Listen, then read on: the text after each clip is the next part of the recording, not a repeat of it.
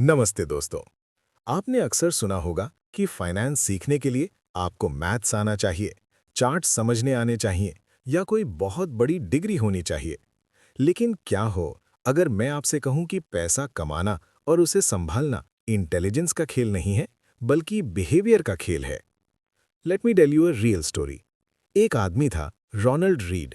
वो एक gas station attendant था और जैनिटर का काम करता था। पूरी जिंदगी उसने फ्लोर साफ किया और कार्स रिपेयर की। बिल्कुल सिंपल लाइफ। दूसरी तरफ एक आदमी था, Richard Fuscone. Harvard educated, Merrill Lynch का एग्जीक्यूटिव, एमबीए डिग्री होल्डर।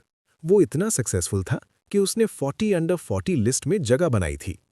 जब रोनाल्ड रीड यानी जैनिटर की डेथ हुई, तो पता चला कि उसके पास $8 मिलियन, करीब 60 करोड़ रुपए थे। उसने बस ब्लू चिप स्टॉक्स खरीदे और वेट किया।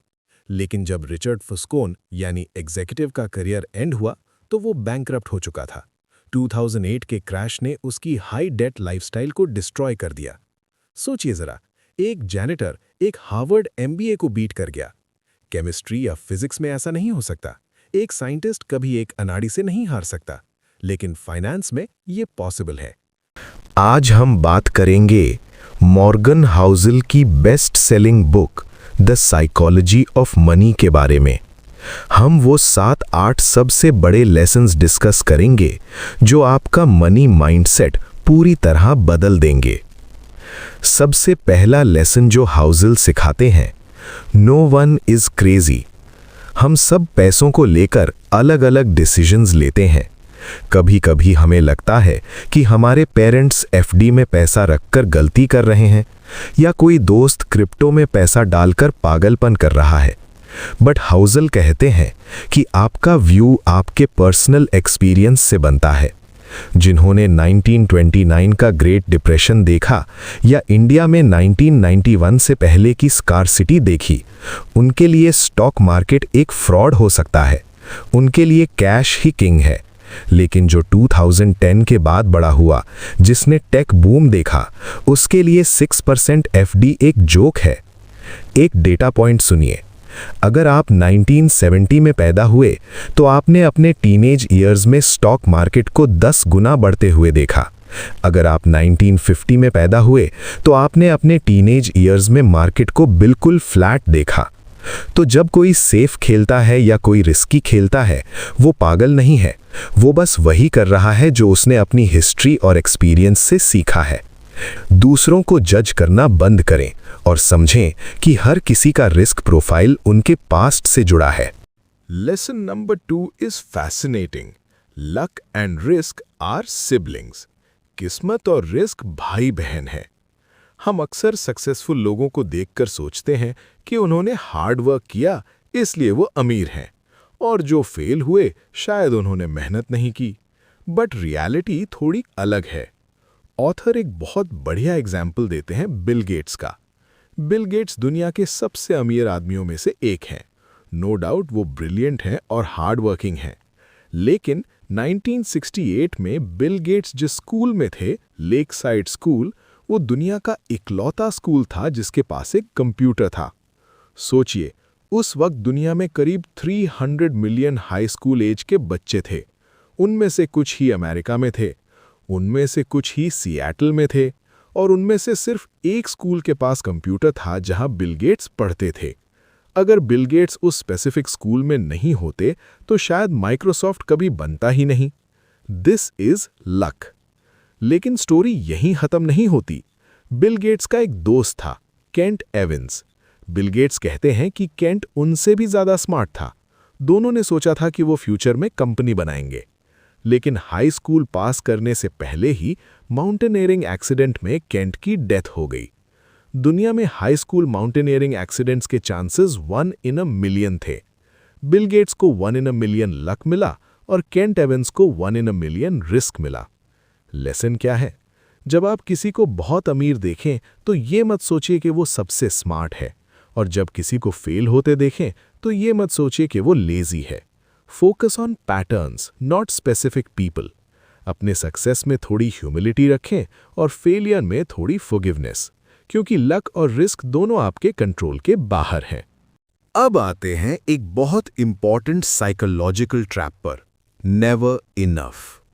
रजत गुप्ता का नाम सुना है? वो मैकिन्जी के सीईओ थे। जब वो रिटायर हुए, उनके पास $100 मिलियन, करीब 700-800 करोड़ की वेल्थ थी। इतना पैसा कि उनकी अगली 10 पुश्तें आराम से खा सकती थी। He had everything, money, reputation, fame. लेकिन उन्हें और चाहिए था। He wanted to be a billionaire. इस और के चक्कर में उन्होंने इनसाइडर ट्रेडिंग की, इलीगल काम किया। वो पकड़े गए, जेल गए, उनकी रेप्यूटेशन मिट्टी में मिल गई। क्यों? क्योंकि उन्हें इनफ का मतलब नहीं पता था। मॉडर्न कैपिटलिज्म की सबसे बड़ी प्रॉब्लम यही है, गोल पोस्ट हमेशा आगे बढ़ता रहता है। पहले लगता है 1 लाख महीना बहुत है, जब वो मिलता है तो लगता है 5 लाख चाहिए, फिर 10 लाख। कंपैरिजन गेम कभी खत्म नहीं होता। मॉर्गन हाउसल कहते हैं, जो चीज आपके पास है, फ्रीडम, रेप्यूटेशन, उसे दाव पर लगाना उस चीज के लिए जो आपको नहीं चाहिए, एक्स्ट्रा मनी, ये बेवकूफ़ी है। अपना इनफ डिफाइन करना बहुत जरूरी है। इनफ का मतलब ये नहीं कि आप ग्रोथ रोक दें, इसका मतलब है कि आप ग्रीड में आकर स्टूपिड रिस्क्स ना लें। चलिए अब बात करते हैं दुनिया के 8th वंडर की, कंपाउंडिंग की। लेकिन मैथ के हिसाब से नहीं, साइकोलॉजी के हिसाब से। हम सब वॉरेन बफे को जानते हैं। उनकी नेटवर्थ $100 बिलियन से ज्यादा है। लेकिन क्या आपको पता है, इसमें से $81.5 बिलियन उन्होंने अपने 65th बर्थडे के बाद कमाए हैं। हम बफे की वेल्थ की बात करते हैं, लेकिन उनके टाइम की बात नहीं करते। वॉरेन बफे ने इन्वेस्टिंग तब शुरू की जब वो 10 साल के थे। अगर वो 30 की एज में शुरू करते और 60 पे रिटायर हो जाते, जैसे नॉर्मल लोग करते हैं, तो आज उन्हें कोई नहीं जानता। हॉजल एक एग्जाम्पल देते हैं आइस एजेस का। साइंटिस्ट्स हैरान थे कि धरती पर आइस एज यानी बर्फ का युग क्यों आता है। क्या सूरज ठंडा हो जाता है? नहीं। पता चला कि गर्मियों में थोड़ी सी कम धूप आती थी, जिससे थोड़ी सी बर्फ पिघलने से रह जाती थी। वो थोड़ी सी बर्फ अगली सर्दियों में और बर्फ जमा लेती थी। ये प्रोसेस हजारों साल चलता रहा और पूरी धरती बर्फ से ढक गई। कंपाउंडिंग भी ऐसे ही काम करता है। You don't need huge returns, आपको बस कंसिस्टेंटली एवरेज रिटर्न्स चाहिए, लेकिन लंबे समय के लिए। बड़ा पैसा ट्रेडिंग करके, बार बार खरीद बेच करके नहीं बनता। बड़ा पैसा बनता है वेट करने से। Shut up and wait, that's the secret. अगर आप बीच में मार्केट गिरने पर डर के पैसे निकाल लेते हैं, तो आप कंपाउंडिंग की चेन तोड़ देते हैं। स्टे इन्वेस्टेड, टानेम is the most powerful force in finance. अब ये डिस्टिंक्शन समझना बहुत जरूरी है। अमीर बनना और अमीर बने रहना, ये दोनों अलग स्किल्स हैं। अमीर बनने के लिए आपको क्या चाहिए? रिस्क लेना, ऑप्टिमिस्टिक होना, नए आइडियाज ट्राई करना। लेकिन अमीर बने रहने के लिए क्या चाहिए? पैरानोया, डर। ये डर कि जो आज मेरे पास है वो कल चला जा सकता है। बहुत कंजर्वेटिव होना, फालतू खर्चा ना करना। मॉर्गन हाउसल कहते हैं कि आपको सेंसिबल ऑप्टिमिस्ट बनना चाहिए। मतलब लॉन्ग टर्म में ऑप्टिमिस्टिक रहो कि दुनिया तरक्की करेगी, मेरा पोर्टफोलियो बढ़ेगा, लेकिन शॉर्ट टर्म में पैरानॉइड रहो। ऐसी गलती मत करो कि तुम मार्केट से बाहर ही हो जाओ। इसलिए इमरजेंसी फंड रखना जरूरी है। लोग सोचते हैं कैश रखना बेकार है क्योंकि इन्फ्लेशन खा जाएगा, लेकिन कैश आपको वो ऑक्सीजन देता है जब मार्केट गिरता है, ताकि आपको अपने शेयर्स लॉस में न बेचने पड़े। Staying wealthy is a survival game. ये लेसन आपके ईगो को हर्ट कर सकता है। इसे कहते हैं the man in the car paradox. जब आप सड़क पर किसी को फरारी या लग्जरी कार में देखते हैं, तो आप क्या सोचते हैं? क्या आप सोचते हैं, वाह, ये ड्राइवर कितना कूल है? नहीं, आप सोचते हैं, काश ये कार मेरे पास होती तो लोग मुझे कूल समझते।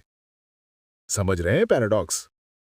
आप महंगी चीजें इसलिए खरीदते हैं ताकि लोग आपकी इज्जत करें, लेकिन लोग आपकी तरफ नहीं देख रहे, वो आपकी चीजों को देखकर खुद को इमेजिन कर रहे हैं। मॉर्गन हाउसल कहते हैं, असली दौलत वो है जो दिखती नहीं। जो कार आपने नहीं खरीदी, जो घड़ी आपने नहीं पहनी, वो पैसा आपके बैंक में है, और वही वेल्थ है। रिच होना मतलब हाई इनकम और दिखावा, वेल्दी होना मतलब फ्रीडम।